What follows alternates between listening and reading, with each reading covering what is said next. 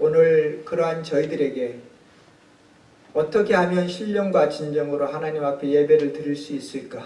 오늘 말씀을 통해서 우리에게 들려주실 텐데, 이 말씀을 받는데 방해되는 모든 사탄의 세력이 예수 그리스도의 이름에 묶이게 하시고 저희들 마음밭에 떨어져 그대로 실천하며 살아가는 모두가 되게 하여 주시옵소서.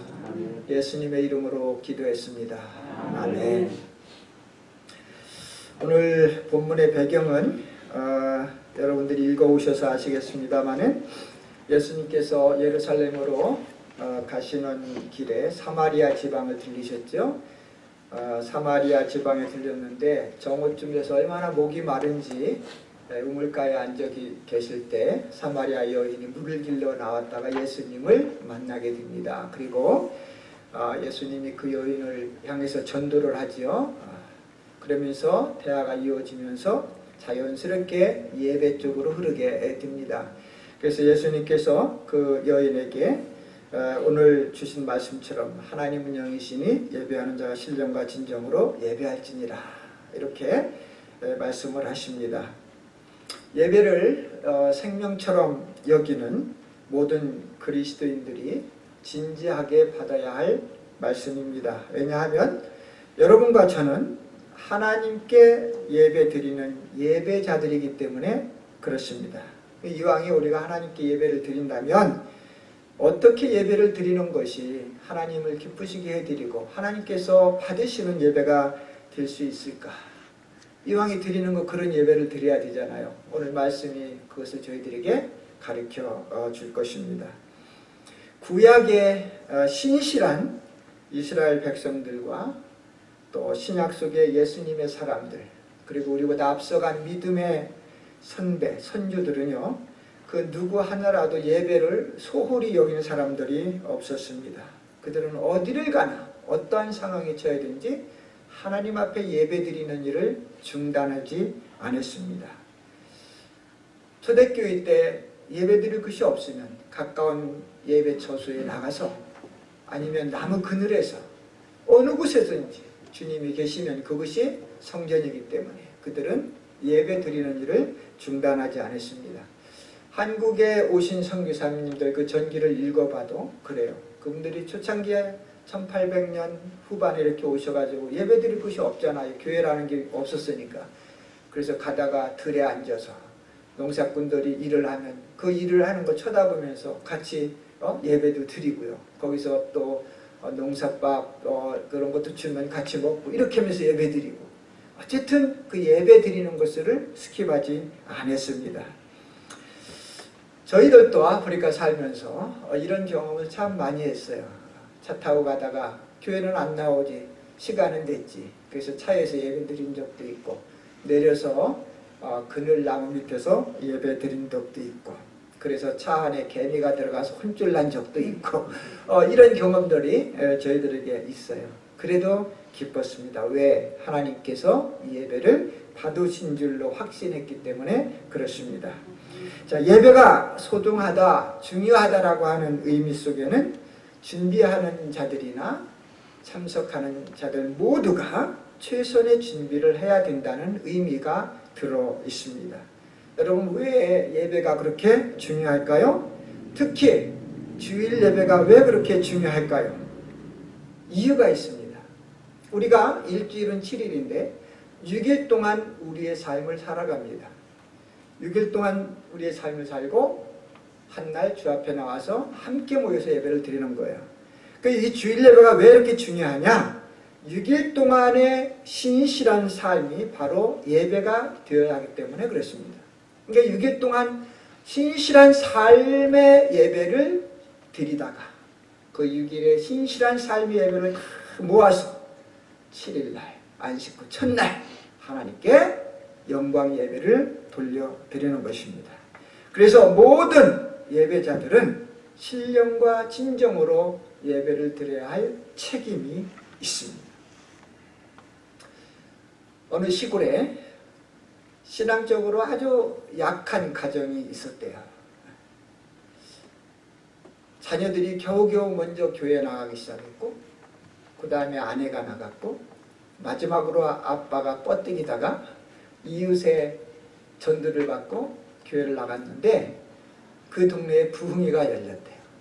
그래서 이 아빠가 열심히 부흥회를 참석해서 은혜를 참 많이 받았어요. 근데 부흥회 강사님이 얼마나 열정적으로 말씀을 증거하고 또 낮에는 여러분 시골은 저녁에는 집회 낮에는 사경이 열렸잖아요. 부흥회 할 때 얼마나 열심히 가르치는지 삼위일체 하나님에 대해서 똑부러지게 가르치셨어요. 그리고 예배의 소중성을 가르쳐줬대요. 거기서 이 가장인 아빠가 은혜를 많이 받았어요. 그리고 결심하고 집으로 돌아왔어요. 내가 집에 돌아가면 우리도 하나님께 예배를 드려야 되겠다. 그래서 집에 돌아와서 식구들을 다 모았어요. 아이들과 아내 다 모아놓고 자신이 교회에서 받은 은혜를 같이 얘기를 한 거예요. 그리고 나서 아빠가 하는 얘기가 이제 우리 가정은 날마다 가정 예배를 드릴 것이다. 알겠느냐? 알겠느냐? 그랬더니 네. 식구들이 너무 좋아했어요. 아이들은 야 우리 아빠가 드디어 변해셨나 봐. 엄마는 야 너 아빠가 변했다. 근데 이 아빠가 하는 말이 그런데 말이다. 오늘 이 시간부터 예배 드릴 것이다. 그리고 다들 눈이 둥그레졌어요. 왜냐하면 마음은 뜨거운데 우리 아빠가 어떻게 예배를 인도하실까 걱정이 된 거예요. 자녀들도 걱정이 되고 부인도 아내도 걱정이 된 거예요. 저 양반이 어떻게 예배를 인도하려고 목사님도 아닌데. 근데 가만히 아버지가 눈을 감고 한 1분 정도 침묵을 지키더니 다 나를 따라해라. 그러더니 손을 탁 비들더니 나 따라해라. 하나님 만세! 예수님 만세! 성령님 만세! 그리고 오늘 설교 제목 성삼위일체 하나님 만세! 아내도 따라하고 자녀도 다 따라했어요. 그 아빠가 그 모습을 보고 너무 흡족했어요. 싹 웃으면서 가만히 있더니 오늘 예배 끝. 여러분도 한번 해보시고 싶지 않으세요? 자, 저를 따라해주세요. 하나님 만세! 크게 하세요. 하나님 만세! 예수님 만세! 성령님 만세! 삼위일체 하나님 만세! 우리도 오늘 예배 끝. 여러분 예화 속에 나오는 아버지는요 신앙에 대해서 초보자예요. 그리고 식구도 마찬가지예요. 그리고 예배 시간은 불과 몇 초 되지 않았어요. 그렇지만 그들은 진심으로 예배를 드렸어요. 왜? 그들이 알고 있는 것을 최선을 다해서 드렸기 때문에 그렇습니다. 여러분 예배는 최선을 다해서 드려야 합니다. 자, 하나님께 신령과 진정으로 예배를 우리가 최선을 다해서 드리려면 몇 가지를 우리가 알아야 돼요. 이것을 한 가지 한 가지 되도록이면 제가 짧게 말씀을 전할게요. 첫째로 예배란 무엇인가? 예배의 정의에 대해서 우리가 알아야 돼요. 물론 예배 정의 모르고도 오늘 여기 예화처럼 드릴 수 있어요. 그런데 이왕에 우리가 신앙생활하면서 예배를 드릴 거라면 좀 알고 드리면 더 힘이 나고 더 감사하고 더 기쁘다는 거죠. 월십이라고 하는 예배라고 하는 성경적인 정의는요. 존귀와 찬양을 받을 만한 분께 경배를 드리는 거예요. 존귀와 찬송을 받을 만한 분께 경배. 여러분 경배라는 게 무슨 뜻이에요? 엎드려 절한다는 거예요. 우리가 엎드려 절할 수 있는 경배할 수 있는 하나님은 삼위일체 하나님 한 분뿐이세요. 여러분 믿습니까? 우리가 십계명에서 배웠잖아요. 존귀하신 분, 위대하신 분, 우리의 주인이 되시는 분. 그래서 시편 96편 8절에는 여호와의 이름에 합당한 영광을 그에게 돌릴지어다. 할렐루야. 합당하다는 뜻이 뭘까요? 걸맞는입니다. 예? 즉 배우를 해드리라는 거예요. 이 땅에 우리가 엎드려서 경배하고 엎드려서 찬양하고 엎드려서 높일 수 있는 분은 아무도 없어요. 하나님 한 분밖에는. 그분께 우리가 예배를 드리러 주일날 나오는 거예요. 여러분 얼마나 기쁘고 신나는 일입니까? 예?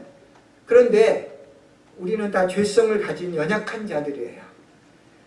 이렇게 연약한 자들이 천지를 창조하신 그 위대하신 분께 어떻게 대우를 해드릴 수가 있겠냐는 거예요. 이게 우리의 고민이었잖아요. 그런데 오늘 고민 여러분 해결 받을 수 있습니다.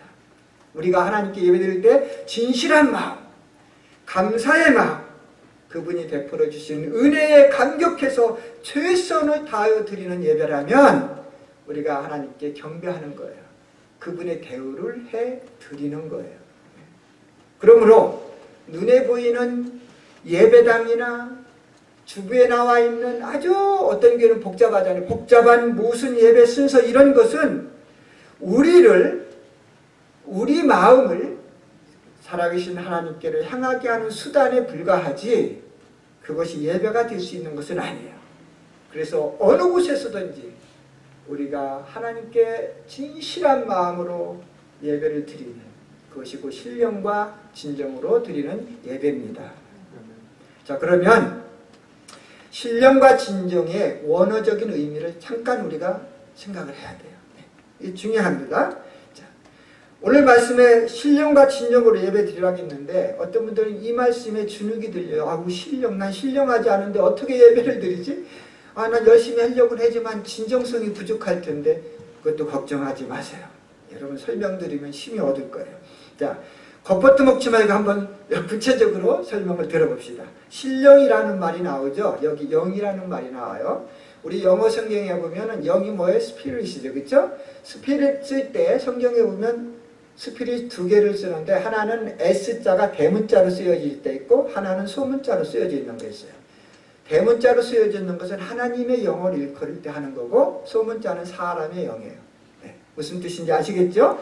자, 그래서 대문자로 쓰여질 때는 원어로 퓨뉴마 그래요. S자가 대문자로. 그리고 소문자로 사람의 영을 얘기할 때는 퓨뉴마티 이렇게 퓨뉴마티 조금 달라요. 그래서 오늘 신령이라고 하는 얘기는 뭐냐면 신령한 영이신 하나님과 교제할 수 있는 사람의 영을 얘기하는 거예요. 어떻게 교제하느냐? 네? 마음 중심으로부터 나오는 갈급하고 애타는 마음으로 예배를 사모한다는 거예요. 이게 신령이에요. 여러분 다 그런 마음으로 나왔을 거예요. 시편 41편 1절에 보면 하나님이여 사슴이 시냇물을 찾기에 갈급한 같이 내 영혼이 주를 찾기에 갈급하나이다. 여기 갈급은 뭐예요? 갈급하다는 거. 물이 없으면 죽게 생긴 거. 이것이 갈급이에요. 여러분 사슴은요 목이 마르면 물가로 모여요. 사자나 하이에나나 이런 표범들이 물 옆에 지키고 있어요. 왜? 물 먹으러 오는 동물 잡아먹어요. 그래도 사슴은 나옵니다. 갈급하니까. 이게 갈급한 거예요. 여러분 예배드리러 나올 때 이런 마음으로 나와야 돼요. 우리는 아프리카 살면서 마실 물이 없어 고생하는 사람 너무 많이 봤는데 정말 지금도 잊지 못하고 가슴 아픈 게 하면 어느 부족, 마사이라고 하는 부족에 갈 때 소나기가 막 내렸어요. 그냥 비프장도래요. 근데 물이 이렇게 고였는데 동네에서 아이들부터 어른애들까지 다 여자예요. 남자는 안 나오고 뭐 물뚱이 하나 하고 이만한 컵을 가지고 막 뛰어나오더라고요. 그래서 왜 그러나 봤더니 그 소나기가 잠깐 지나가는 사이에 흙 위에 있는 물이 스며들기 전에 그를 막 뜨는 거예요. 식수를 얼마나 갈급하게 사는 사람들이에요. 마실 물이 넘치는 우리 같은 사람들이 사는 곳에서는 도저히 이해할 수 없는, 보기 전에는 이해할 수 없는 거예요. 그런 갈급한 마음으로 말씀을 사모하고 예배를 사모한다는 것이 신령이라는 뜻입니다. 그 다음에 진정, truth. 이것은 알레데이아라고 원어로 얘기하는, 이것은 있는 그대로 숨김없이 가식 없이 예배를 드리는 거예요. 아주 쉬워요. 여러분 가식과 거짓이 섞이지 않는 순수한 마음이 필요합니다. 이것은 뭐냐면 하나님께 우리의 마음과 정신을 집중하고 다른 것을 생각하지 않고 다른 것을 요구하지 않고 오직 하나님의 임재만을 사모하는 것. 이게 진정입니다. 그리고 이 예배를 통하여 내가 하나님께로 받은 은혜를 내 안에서만 간직하는 것이 아니라 내 이웃에게 어떻게 알릴 것인가 거룩한 고민을 하는 마음이 있는 사람은 진정으로 예배를 드리는 사람이에요. 사마리아 사람들은요, 지식 없이 그 마음으로만 예배를 드렸어요. 유대인들은 율법에 의해서 지식만 가지고 신령 없이 예배를 드렸어요. 그렇지만 우리 크리스찬들은 하나님을 아는 지식과 신령으로 예배드리는 예배자들이 되어야 돼요. 할렐루야. 하나님을 아는 지식이 너무 중요해요. 그 지식은 하나님의 말씀을 통해서 우리에게 들어옵니다. 자, 그런 면에서 예배에 여러 요소들이 있는데 말씀이 참 중요합니다. 그 중에서 우리의 마음속에 하나님의 마음을 전달해주는 하나님의 말씀을 빠뜨리면 예배가 아니에요. 이 지식은, 하나님을 아는 지식은 여러 통로를 통해서 우리가 얻을 수 있어요. 오늘 윤 장로님 좋은 애 많이 받았어요.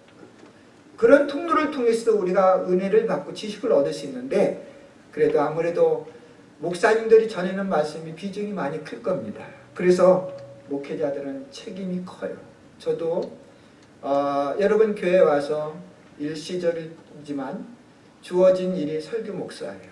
최선 다해서 말씀을 준비해서 여러분과 나누려고 준비를 하고 있어요. 이 책임감 있지 않아요. 아프리카 떠나서 한국 와서도 그렇고 미국 와서도 그렇고 식당에 가면 얼마나 맛있는 밥이 많아요. 근데 그 맛있는 밥을 먹을 때 제가 꼭 생각하는 것이 뭐냐면, 내가 이렇게 맛있는 밥을 먹는데 밥값을 해야 되는데 그레이스 바이블 처치 교인들에게 어떤 영의 양식을 맛있게 해드릴 수 있을까? 이 생각을 하면서 제가 식사를 합니다. 제가 아프리카 가기 전에 이 지역에서 목회할 때, 젊을 때 목회할 때는, 어르신도 죄송합니다. 저보다 더 위에신데, 그때 목회할 때는요, 영의 양식의 그 영양분을 많이 생각하지 않았어요. 그냥 화려한 음식을 준비하는 것에 제가 시간을 많이 보냈어요. 근데 시간이 지나고 보니까 겉으로 보기 화려한 음식보다 성도들에게 이익이 될 수 있는 영양가 있는 음식이 더 중요하더라는 거예요. 그래서 저는 요즘 시간을 거의 다 말씀 준비에 할애를 하고 있어요. 그러다 보니까 하나님이 공짜는 없어요. 저에게도 은혜를 너무 많이 이렇게 넘치게 주시는 거예요. 아마 제가 설교할 때 여러분이 은혜 받는 것보다 제가 준비하면서 받는 은혜가 더 클 거예요. 저는 이건 너무 신나더라고요. 심지어는 어떤 데 자다가도 좋은 예화가 나오면 벌떡 일어나서 적어야 돼요. 좋은 말씀 구절 나오면 잊어버리기 전에 적어요. 왜? 사람은 기억력에 한계가 있거든요. 그래서 그런 시간을 갖고 그래요. 여러분, 신령과 진정으로 드려지는 예배란 말씀이 육신이 되어서 구세주로 이 땅에 오신 예수님을 통하여 하나님께 드리는 예배입니다. 그러니까 예수님이 빠진 예배도 예배가 아니에요. 그렇죠? 이것은 율법적인 유대식 모임이지 우리 개신교 신약시대의 모임은 아니에요. 예수님, 왜? 예수님이 진리의 영이기 때문에 그렇습니다. 자, 신령과 진정으로 예배를 드리려면 우리의 마음의 태도가 참 중요해요. 이것은 예의라고 하는 말과 에디튜드하고도 우리가 에틱하고도 또 에디스드하고도 연결이 되는 거예요. 네. 우리의 마음의 태도가 다 중요해요. 왜냐하면 우리의 마음을 하나님이 너무너무 잘 아시기 때문에 그래요. 어떤 때는 교회 가야 되는데 너무 가슴 아픈 일이 가정에 있어. 어떤 때는 친구로부터 힘든 일을 당할 때도 있고, 어떤 때는 예기치 못한 일들이 벌어질 때도 있어요. 근데 여러분, 아프면 아픈 대로 나오세요. 기쁘면 기쁜 대로 나오세요. 하나님께 드리면 하나님께서 받으시고 영광을 받으시고 우리에게 은혜를 베풀어 주세요. 어떤 분들은, 여기는 그런 분이 없을 거예요. 에이, 속상해서 이번 주 안 가야지. 에이, 마음 아픈데 안 가야지. 마음 아픈데 가서 앉아있는 것보다 집에서 있는 게 낫지. 일이 잘 안 풀리고 누가 미우고 그래서 안 나가야지. 이런 분들이 있어요. 근데 여러분, 저도 고백을 할게요. 저도 30대 초반에 두 번째 교회 개척해서 목회할 때 너무 힘드니까요. 오늘 예배 없다고 전화할까? 이 생각이 들더라고요. 이 사탄이 그렇게 유혹을 하더라고요. 그리고 아프리카에 가서도 말라리아 걸려서 너무 힘드니까 설교를 못 하겠는 거예요. 나는 그냥 빠질까? 제가 한번 집사람한테 그랬다가 집사람이 그래도 가야 된다 그래가지고 간 적이 있어요. 그때 안 갔으면 얼마나 창피할 뻔했어요.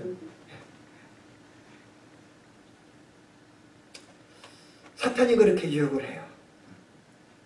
그런데 하나님께서 그런 마음을 제가 잠시라도 가졌을 때 하신 말씀이 있어요. 저의 기도 속에, 저의 마음에 하나님께서 속삭임이 있었어요. 이렇게 속삭였어요. 야, 윤서가, 그런 마음 갖고 목회하면 내 일생 동안 목회하는 동안에 아마 10번도 진정으로 나한테 예배 드릴 날이 없을 거다. 그렇게 얘기하시더라고요. 여러분 생각해보니까 그게 맞아요. 우리가 세상을 바라보면요, 10번 아니라 5번도 우리의 생애 속에 진정으로 하나님께 예배 드릴 수 없어요. 그래서 우리는 예배 드릴 때 주님을 바라보는 거예요. 속상한 거 바라보지 않는 거예요. 아픈 거 바라보지 않는 거예요. 내가 비록 그랬다 할지더라도 주님 오늘 나왔습니다. 신령과 진정으로 드리길 원합니다. 그러면 하나님이 이미 받으신 거예요. 할렐루야. 에스겔서 11장 5절에 하나님은 나의 마음에 일어나는 것을 다 아신다 그랬어요.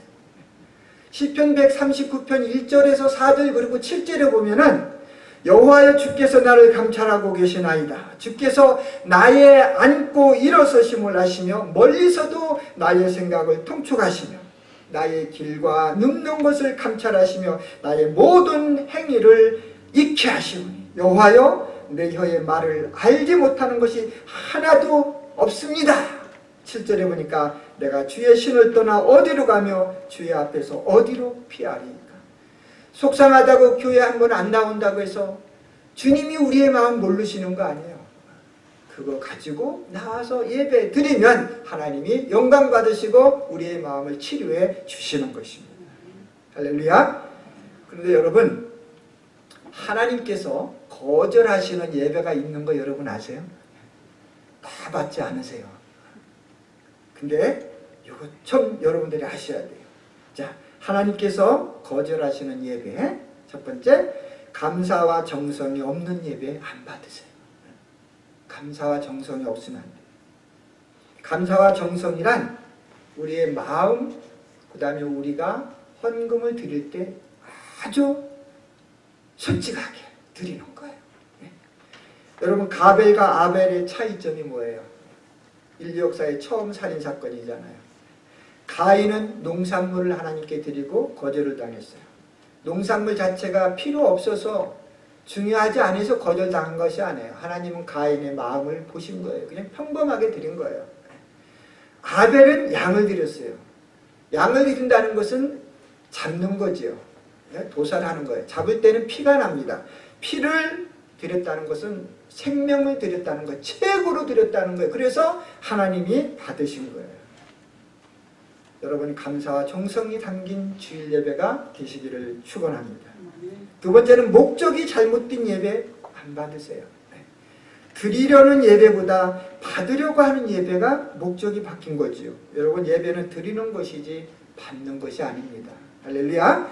우리의 마음을 진심으로 드리면 하나님께서 선물로 덤으로 은혜를 주시는 거예요. 세 번째는 가식으로 드리는 예배 안 받습니다. 두 마음을 품은 예배 받지 않습니다. 마음은 여기 있는데 생각은 다른 데가 있어요. 안 되죠.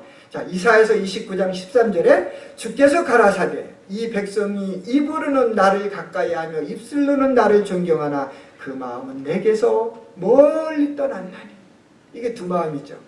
에스겔서 33장 31절 중간에부터 보면 그 입으로는 나를 나타내어도 그 입으로는 사랑을 나타내어도 마음은 이욕이 쫓습니다. 내 욕심을 가지고 예배 드린다는 얘기예요. 마태복음 15장 8절에 이 백성이 입술로는 나를 공경하되 마음은 내게서 멀었도다. 하나님은 이런 예배를 받지 않으세요. 우리가 또 하나 기억할 것은 하나님께 예배 드릴 때 꼭 예의가 있어야 됩니다. 예의. 예배자의 태도, 애티튜드가 있어야 돼요. 왜 그러냐면 하나님은 전능하시기 때문에 그래요. 그래서 설교하는 사람이나 또 청중이나 모두 겸손해야 돼요. 그리고 진지해야 돼요.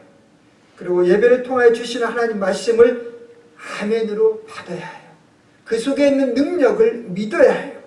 그리고 위로부터 내리는 은혜에 감사한 마음이 우리가 하나님 앞에 보여야 할 예의입니다. 참으로 감사한 것은 제가 여러분 교회 와서 설교한 지 얼마 되진 않았지만 유심히 제가 봤는데 이 조건이 다, 이 예의를 다 지키더라고요. 수요일 날 오시는 분들은 수요일 날, 금요일 날 오시는 분들은 금요일 날, 또 주일 다 모이면 주일 예배. 여러분 설교자는 알아요. 위에 서서 설교할 때 설교자가 힘이 있으면 같이 예배 드리는 거예요. 근데 설교자가 힘이 빠지는지 왜 빠지는지 아세요? 반응들이 없을 때. 근데 여러분 저에게 힘을 얼마나 많이 주는지 몰라요. 너무 감사해요. 여러분 예배는 설교자 혼자 드리는 것이 절대 아닙니다. 청중과 교류를 통해서 더 큰 영광을 하나님께 돌리는 것입니다. 저는 예전에 어릴 때 살을 때 우리 어머니가 충청도 할머니세요. 소학교라 하니까 이상한데 초등학교 문턱도 못 가보신 분이에요. 진짜 난 놓고 기억자도 모를 정도로 그렇게 옛날 분이신데 참 마음은 좋아. 우리 어머님 이름이 정선녀예요. 선녀. 지금으로 하면 천사예요. 근데 정말 천사 같은 분이에요. 나중에 미국 오셔서 예수를 믿고 이제 다 그렇게 돌아가셨는데요. 우리 어머님이 참 잘하셨던 게 뭐냐면 지나가는 사람들 밥을 꼭 해드려요. 그냥 보내는 법이 없더라고요. 근데 시골에서 그때 뭐 끼니가 뭐 있어요. 보리 아니면은 뭐 그냥 열무 뭐 이런 거잖아요. 이렇게 해서 열심히 해드리고서 하는 말씀이 뭐라고 하냐면 아이고 미안해요. 그 충청도잖아요. 아이고 미안해요. 변변치 못하게 차렸슈. 그래도 맛있게 드시고 가슈. 이래요. 저는 이 말씀을 준비하면서 어젯밤에 어머니 생각을 하고 또 여러분들께 너무 고맙다고 하는 마음이 들기 시작을 했어요. 여러분 감사합니다. 정말 변변치 못하게 차렸는데 늘 그렇게 맛있게 드셔서 너무 감사합니다. 계속해서 신령과 진정으로 삼위일체 하나님 만세! 하는 훌륭한 예배자들이 되시길 주의 이름으로 축원합니다. 이 말씀을 정리할게요. 결론으로 신약 속의 신령한 예배, 진정으로 예배는 무엇일까? 주일뿐만 아니라 우리의 삶, 생활 전체를 통하여 드리는 예배를 말합니다. 로마서 12장 1절에 뭐라고 했어요? 너희 몸을 하나님께서 기뻐하시는 거룩한 산제사로 드리라. 몸을 거룩한 산제사, 이 모두가 생활 예배입니다. 즉 다시 말하면 월요일부터 토요일까지 우리에게 주어진 곳에서 열심히 신실하게 살아가는 거, 이게 예배예요. 주중 예배예요. 그러다 이것을 모아서 주일날 같이 올려드리는 거예요. 이것이 바로 신약 속에서 얘기하는 신령과 진정으로 드리는 예배입니다. 그리스도인들의 삶 전체가 신실되고 거룩하도록 노력해야 합니다. 왜냐하면 오늘 본문에 하나님께서 그랬잖아요. 하나님이 그런 신령과 진정으로 예배 드리는 자를 찾고 계십니다. 그러므로 우리 모두는 전지전능하신 하나님께 우리의 최선의 마음과 최선의 삶과 최선의 것들을 드려서 경배와 찬양으로 그분의 위대하심을 높여드려야 합니다. 그리고 예배라는 거룩한 축복을 주일날만 고대하는 것이 아니라 우리 삶 전체 속에서 늘 고대하면서 산다면 우리는 주일날 아주 기쁜 마음으로 하나님께 예배를 드릴 것입니다. 저는 확신합니다. 이 땅의 모든 그리스도인들이 그렇게만 살아간다면 세상은 곧 바뀔 것입니다.